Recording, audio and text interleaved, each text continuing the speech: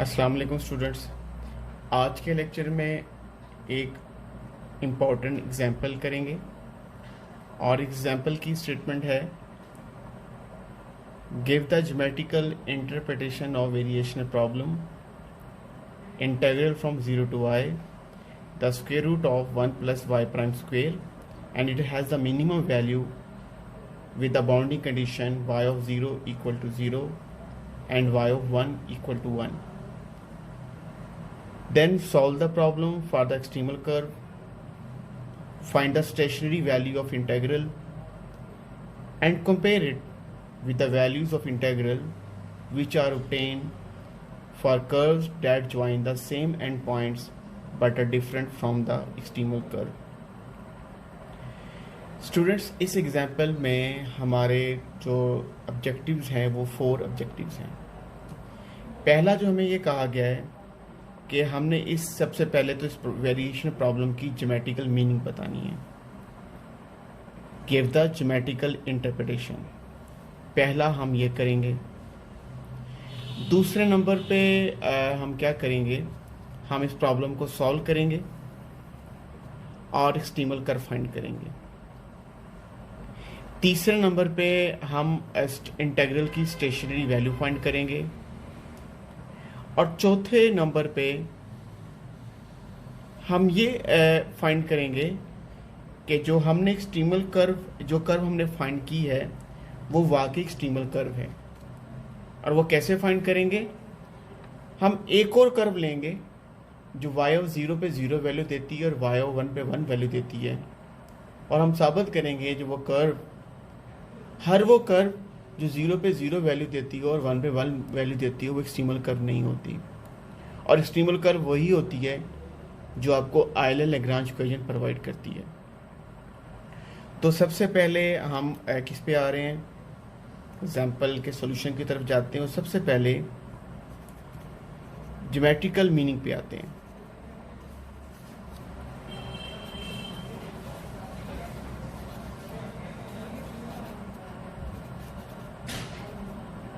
अच्छा स्टूडेंट, आपका इंटीग्रल क्या है? आपका इंटीग्रल है from 0 to 1 under root square root of 1 plus Y prime square. आप नोट कर, और आपकी जो बाउंडिंग कंडीशन है वो आपके पास 0 पे 0 है, 0 पे और 1 पे क्या है, 1 है। तो खैर मैं एक एक्स वाई प्लेन बना रहा हूँ। यहाँ पर एक्स वाई प्लेन पे 2 पॉइंट्स ले रहा हूँ। ये आपके पास 1 है, ये भी आपके पास 1 है, ये ओरिजिन आपके पास है, इसके कोऑर्डिनेट 0 व 0 हैं, इसके जो कोऑर्डिनेट्स आपके पास होंगे वो 1 and 1 है। और जो कर्व जो है आपके पास जो बाउंडिंग कंडीशन है वो आपकी 0 पे 0 है y की और 1 पे 1 है। देखिए स्टूडेंट, यहाँ पर मैं कर्व ले रहा हूँ। अभी तो मैं रिक्वायर्ड कर्व जो बेसिकली जब रिक्वायर्ड कर्व फाइंड करेंगे वो तो स्ट्रेट लाइन आएगी, लेकिन इस वक्त मैंने एक आर्बिट्रेरी सी कर्व ली है जो 0 पे 0 वैल्यू देती है और 1 पे 1 वैल्यू देती है। वही वाला काम जो पहले भी मैं कर चुका हूँ कि यहाँ पे इसी कर्व के ऊपर 2 पॉइंट ले लिए, एक P ले लिया और एक Q ले लिया।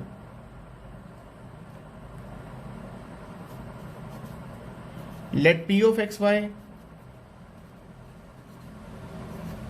and q of x plus delta x and y plus delta y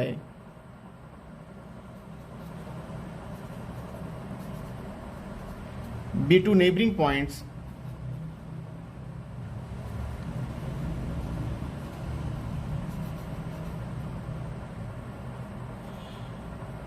on a curve, और P से परपेंडिकुलर आप ड्रा करें, इसको आप कैपिटल L कह दें।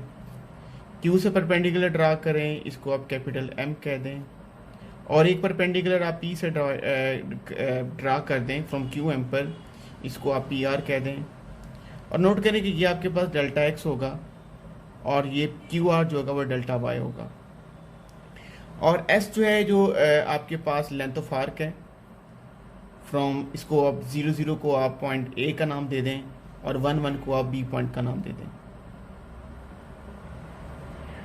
और आपका जो ये जो पी क्यू है ये एक सेक्शन है, आपने इस पे एलिमेंट ऑफ आर्क लेंथ लिया है। जो कंप्लीट आर्क लेंथ है वो तो ए से बी तक है, you have took the element of arc length, और हम इसको नाम देते हैं डेल एस का नाम देते हैं। अब चूंकि ये राइट एंगल ट्राइंगल तो नहीं है, मगर चूंकि क्यू और पी एक दूसरे के बहुत क्लोज है, तो हम इसको लिख सकते हैं कि del x square plus del y square is equal to approximate equal to del x square. तो अगर मैं वही वाली बात जो पहले प्रीवियस लेक्चर में भी कर चुका हूं, if q approaches to p, इसका मतलब क्या होगा, जो डेल्टा एक्स होगा वो जीरो को अप्रोच करेगा। और अब इसको लिख सकते हैं d x square is equal to d x square plus d y square. और उसके बाद आप क्या करें, स्क्वायर रूट ले लें, तो डी एक्स आपके पास क्या होगा, square root of d x square plus d y square. और स्टूडेंट डी एक्स स्क्वेयर को आप कॉमन ले लें, तो डी एस आपके पास क्या होगा, यहां पे आपके पास जब डी एक्स स्क्वेयर कॉमन लेंगे तो यहां पे रह जाएगा 1, और ये d y over d x आपके पास होगा वाई प्राइम, तो ये बन जाएगा वाई प्राइम स्क्वेयर, और अंडर स्क्वायर रूट से बाहर आप लिख देंगे डी एक्स, क्योंकि आपने डी एक्स को क्या किया है, डी एक्स को आपने कॉमन लिया, और ये किसके इक्वल है, डी एस के इक्वल है। इसका मतलब है डी एस क्या चीज़ है, D S is the element of arc, यानी कि जो आर्क लेंथ है आपके पास ए टू बी, जो डी एस है उस आर्क लेंथ का एलिमेंट है। So D S is the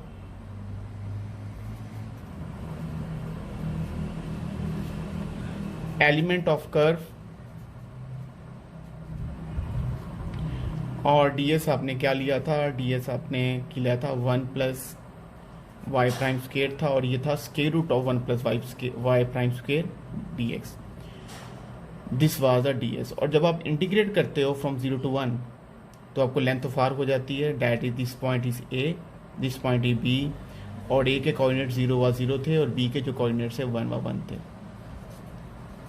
This is again a from 0 to 0 and b 1 to 1 means के y of 0 equal to 0 and यहाँ पे y of 1 is equal to 1, और ये आपके पास क्या है, square root of 1 plus Y prime square और dx। अच्छा, इसका मतलब है कि जो इंटीग्रल है ये लेंथ ऑफ आर्क को रिप्रेजेंट करता है। अब हमने ज्योमेट्रिकल इंटरप्रिटेशन किसकी बतानी थी, हमने बतानी थी, मैं यहाँ से वर्डिंग स्टार्ट करता हूँ, इट मीन्स इंटीग्रल फ्रॉम, क्योंकि एक्स की वैल्यू यहाँ पे लिखूंगा 0 to 1 square root of 1 plus Y prime square d x. हमने बतानी थी कि ये मिनिमम है,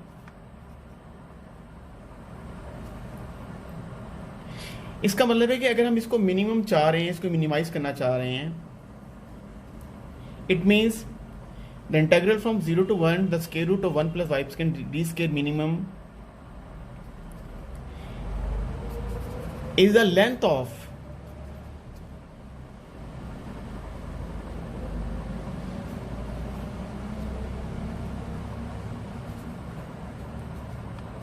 arc of shortest length,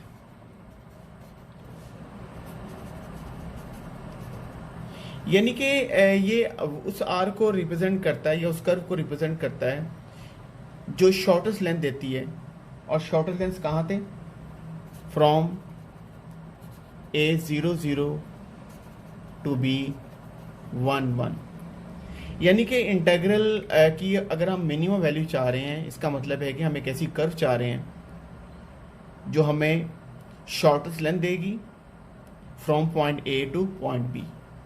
तो ये तो स्टूडेंट आपके पास हो गया इसकी ज्योमेट्रिकल मीनिंग।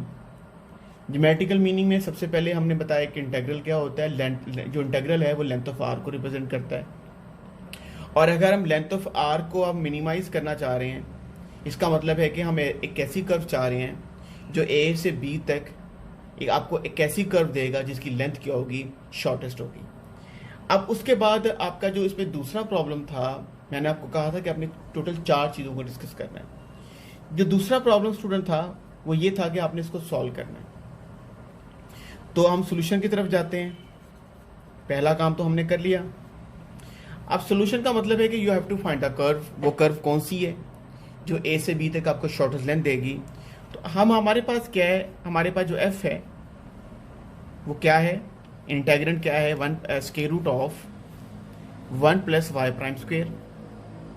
ये किसका फंक्शन है, ये सिर्फ वाई प्राइम का फंक्शन है। ये इंडिपेंडेंट ऑफ एक्स भी है और ये इंडिपेंडेंट ऑफ वाई भी है। और जब आपका फंक्शन इंडिपेंडेंट ऑफ एक्स भी हो वाई भी हो तो ज़्यादा इजी होता है। आप इंडिपेंडेंट ऑफ वाई के कंसेप्ट को यूज़ करते हुए सबसे आसान आर्ले लैग्रांज को इस्तेमाल कर सकते हैं। और जब if F is independent of y, then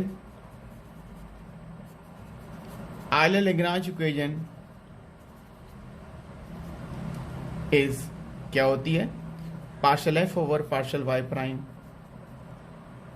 is equal to some constant a। और जब y प्राइम के लिहाज से f का डेरिवेटिव लेंगे तो डायरेक्ट लिख रहा हूँ, यहाँ पे आपके पास आ जाएगा, पावर ड्रॉप करेंगे तो 2 यहाँ पे आ जाएगा। और डेरिवेटिव लेते वक्त जब पावर में से 1 माइनस करेंगे तो पावर नेगेटिव होगी, आप उसको नीचे लिखेंगे और नीचे स्क्वायर रूट हो जाएगा। और वाई प्राइम स्क्वायर का डेरिवेटिव आपके पास क्या होगा, 2y prime is equal to क्या होगा, a। कैंसलेशन करने के बाद आपने वाई प्राइम को सब्जेक्ट बनाना है, तो स्क्वायर ले लें, ये बनेगा दोनों साइड पे वाई प्राइम स्क्वायर, डिनोमिनेटर में भी क्या होगा 1 plus Y prime square is equal to क्या होगा, a स्क्वायर।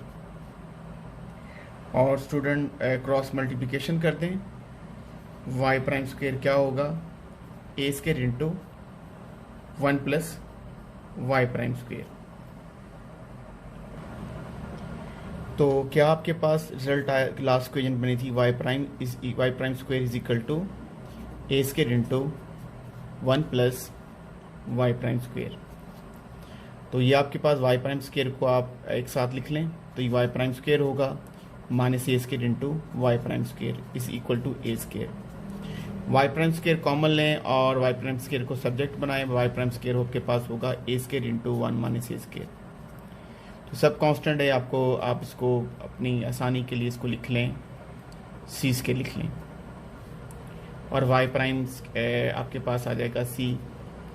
तो कर्व फाइंड करने के लिए आप इंटीग्रेट करें तो y आपके पास क्या आ जाएगा, सी एक्स प्लस टी। क्योंकि बाउंड्री कंडीशन दी हुई है, c और d कांस्टेंट है, you have to find out the value of c and d। तो पहली कंडीशन है y of 0 is equal to 0, x भी 0 है y भी 0 है, तो ये आपको क्या प्रोवाइड करेगा, d इज इक्वल टू 0। तो d की वैल्यू आप फाइंड कर चुके हो।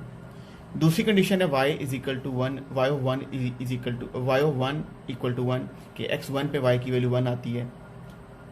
तो d तो 0 आ गया, तो d पे तो आप पहले 0 सेट कर दें और x की जगह पे आप 1 पुट कर दें, तो c रह जाएगा और ये 1 है, तो यहाँ से c की वैल्यू आपके पास 1 आ जाएगी।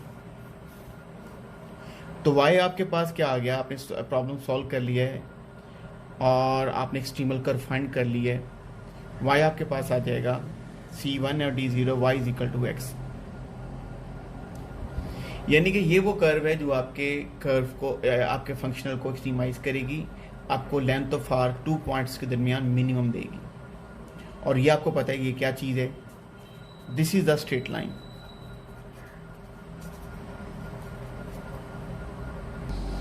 हम स्टूडेंट प्रॉब्लम को सॉल्व कर चुके हैं और हम एक्सट्रीमल कर्व फाइंड कर चुके हैं कि एक्सट्रीमल कर्व जो है हमारे पास y इक्वल टू x है।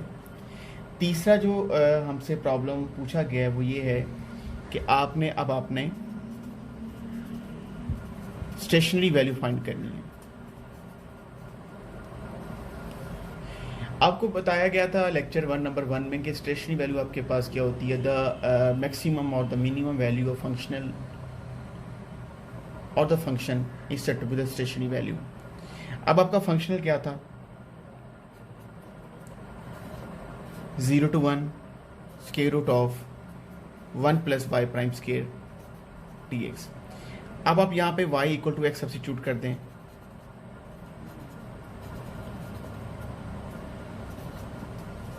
तो अगर y इक्वल टू एक्स है तो y प्राइम आपके पास क्या होगा 1, तो y प्राइम की जगह 1 होगा, तो जब 1 प्लस 1 अब y prime square, y prime 1 है तो y प्राइम स्क्वायर भी 1 होगा, और 1 प्लस 1 2 होगा, 2 स्क्वायर रूट चूँकि कांस्टेंट है आप इसको डायरेक्टली इंटीग्रल से बाहर लिख सकते हैं, ये 2 स्क्वायर रूट है, और 0 to 1 dx। सिंपल इंटीग्रेशन है, करेंगे तो आपको x और लिमिट्स अप्लाई करने के बाद आपका रिजल्ट क्या आएगा 2 स्क्वायर रूट। ये स्टूडेंट आपने क्या फाइंड किए, ये आपने स्टेशनरी वैल्यू फाइंड की है। और इसी के बाद जो अगला जो पॉइंट है वो आपके तमाम कंसेप्ट क्लियर करेगा कि आयलन-लैग्रांज इक्वेशन आपकी क्या हेल्प करती है, क्योंकि अब हमने अपने रिजल्ट को कंपेयर करना है। हमारे पास स्टूडेंट डिफरेंट कर्व्स हैं जो 0 पे 0 वैल्यू देती हैं, 1 पे 1 वैल्यू देती हैं। तो पहले मैं आपको ग्राफिकल वो कर्व दिखाता हूँ, वो कर्व कौन कौन सी कर्व्स हैं। अगेन स्टूडेंट्स, मैं एक प्लेन के ऊपर 2 पॉइंट्स रिप्रेजेंट कर रहा हूँ। ये पॉइंट्स ओरिजिन है 0, जीरोस को मैंने ए का नाम दिया था। दूसरा पॉइंट आपके पास है 1 1, सेम रखिएगा। तो ये वाला पॉइंट आपके पास 1 and 1 है। आप नोट करें कि definitely y equal to x भी कैसी कर्व होती है जो 1 पे 1 वैल्यू देती है, 0 पे 0 देती है। इसके अलावा अगर आप नोट करें स्टूडेंट, अगर मैं एक पैराबोला ले लूँ,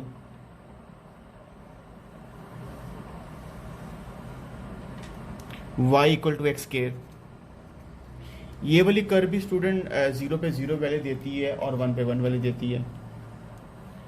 एक कर्व ले रहा हूँ student y equal to x cube,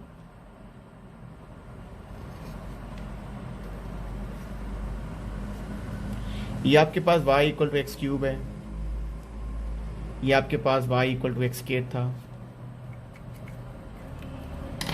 तो एक कर्व मैंने ले ली y is equal to x cube ले ली। देखिए ये कर्व पहली कर्व भी 0 पे 0 वैल्यू देती है और 1 पे 1 वैल्यू देती है। y equal to x square भी 0 पे 0 देगी, 1 पे 1 देगी। एक्स क्यूब भी 0 पे 0 वैल्यू देगी, 1 पे 1 देगी। और बहुत सारी कर्व्स हैं। y इक्वल टू एक्स 4 हो गया, y इक्वल टू एक्स 5 हो गया। मगर हमने बताना है कि ये जो y इक्वल टू कर्व है यही हमारी एक्सट्रीमल कर्व है। इसके अलावा कोई और कर्व जो 0 पे 0 वैल्यू दे और 1 पे 1 वैल्यू दे वो कभी भी एक्सट्रीमल कर्व नहीं होगी।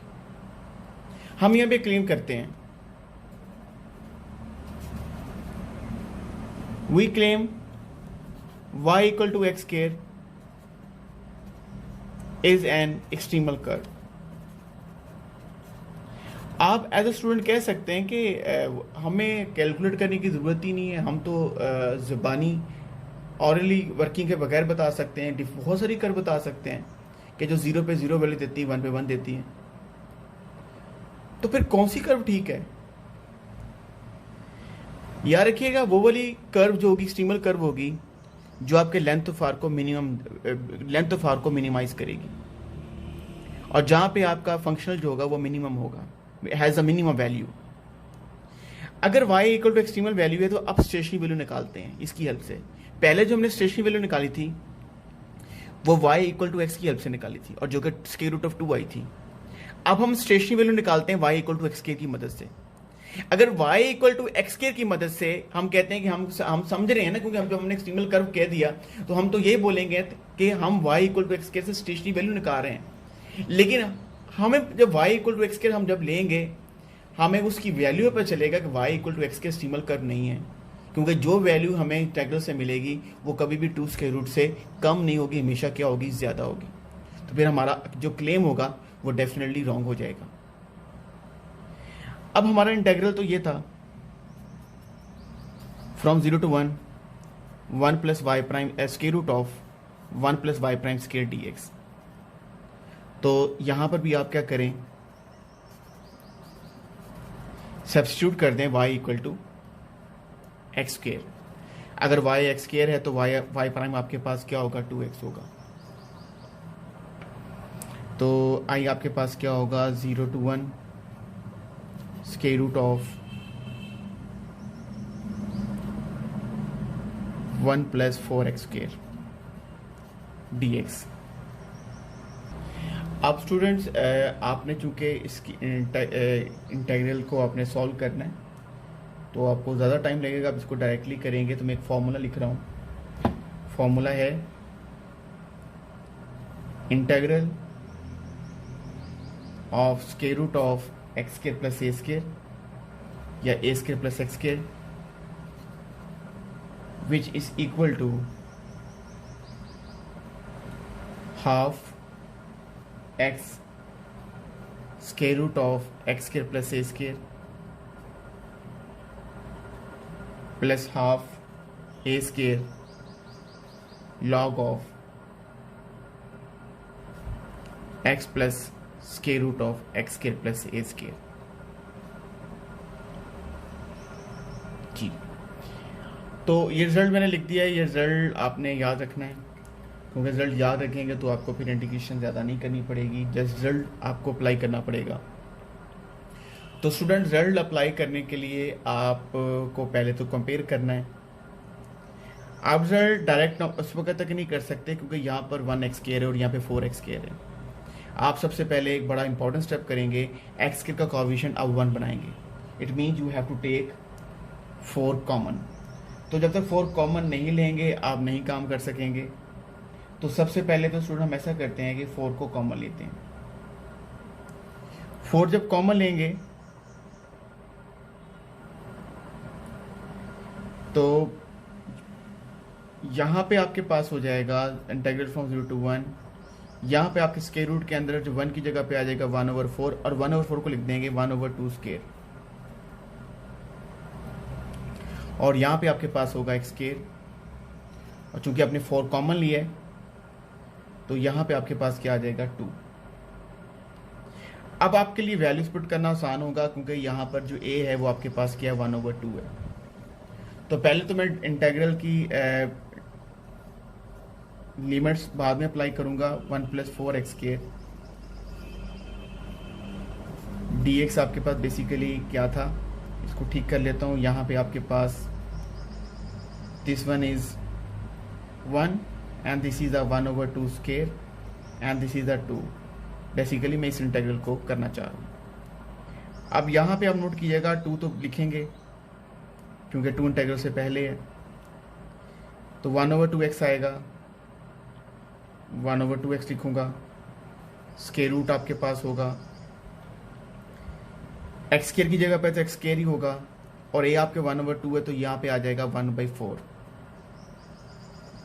ओके, इसके बाद आपके पास है 1/2 a स्क्वायर। a आपके पास 1/2 है तो a स्क्वायर आपके पास होगा 1/4 और log ऑफ आपके पास होगा x plus x square plus 1/4।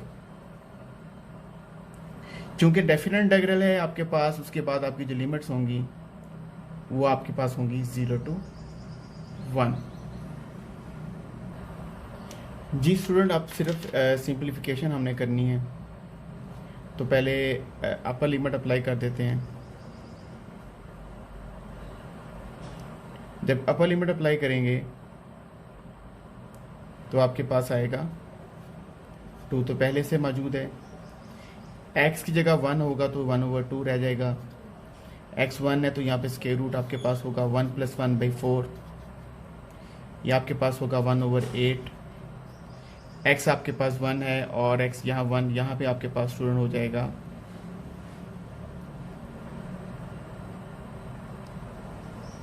log of 1 + 1/4। तो आपने अपर लिमिट अप्लाई कर दी है, इसके बाद लो लिमिट अप्लाई करते हैं। नेगेटिव साइन आएगा, 0 अप्लाई करेंगे तो सारा रिजल्ट 0 हो जाएगा।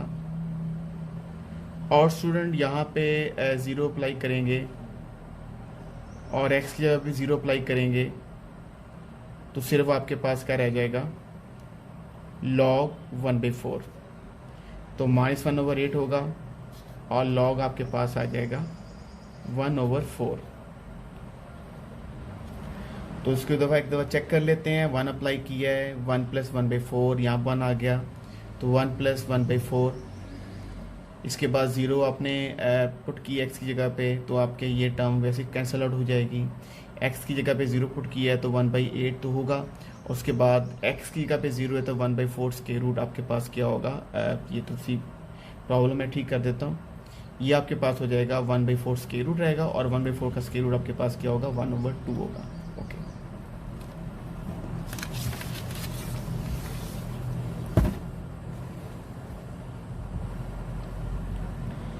This will become to 1/2। ये आपके पास आ जाएगा 5/4 square root plus 1/8 log of 1 + 5/4 square root.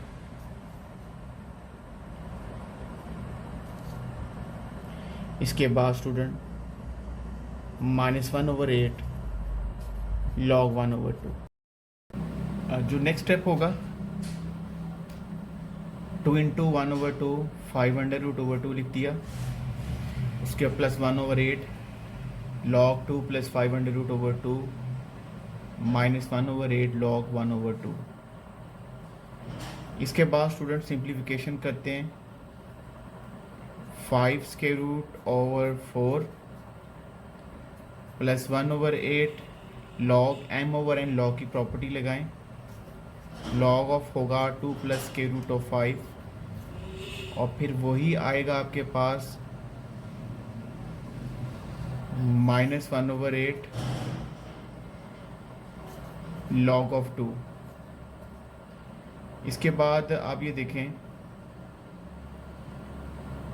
-1/8 होगा, log ऑफ 1 होगा।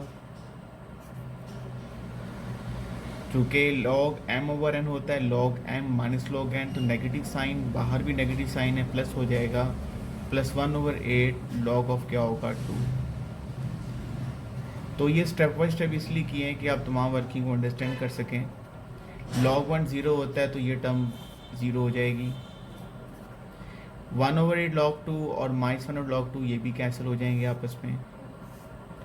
उसके बाद 2 से मल्टीप्लाई कर दें, 2 से मल्टीप्लाई करेंगे तो ये बनेगा 5√2 plus 1/4 log of 2 + 5 square root.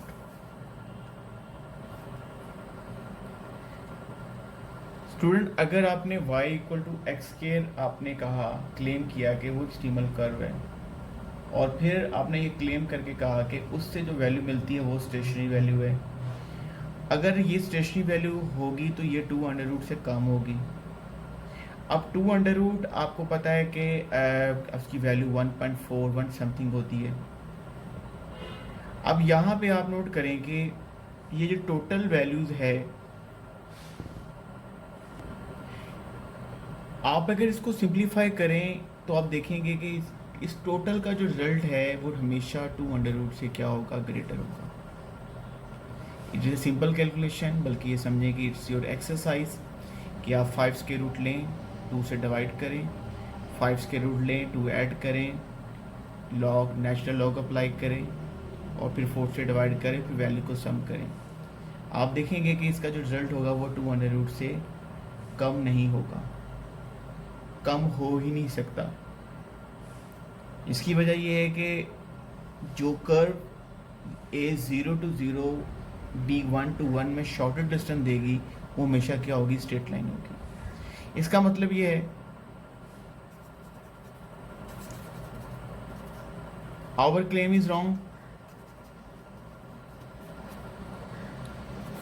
y = x is required extremal curve, यानी कि आपके पास ये जो y = x है, ये आपके पास क्या है, रिक्वायर्ड एक्सट्रीमल कर्व है, y equal to X square या y equal to x cube या y equal to X four, these are not extremal curve. तो स्टूडेंट होपफुली एक इम्पॉर्टेंट एग्जाम्पल थी, इसमें 4 चीज़ें डिस्कस हुई हैं। और एक चीज़ बता चलूँ कि आपने इंटीग्रेशन को सिंपल करने में हमारा काफ़ी टाइम लगा है, अपर लो लिमिट अप्लाई करने में। उसका मतलब ये है कि आपको इंटीग्रल का रिजल्ट डायरेक्ट आना चाहिए, क्योंकि अगर वो भी आप दरमियान में करने लग गए तो आपका टाइम काफ़ी ज़्यादा जो है वो वेस्ट हो जाएगा। तो स्टूडेंट जो है एमएससी के स्टूडेंट्स को at least square root of a square plus s square को इंटीग्रेशन का रिजल्ट डायरेक्ट याद होना चाहिए। तो होपफुली स्टूडेंट आपको ये लेक्चर क्लियर हो चुका होगा। बहुत शुक्रिया आपका।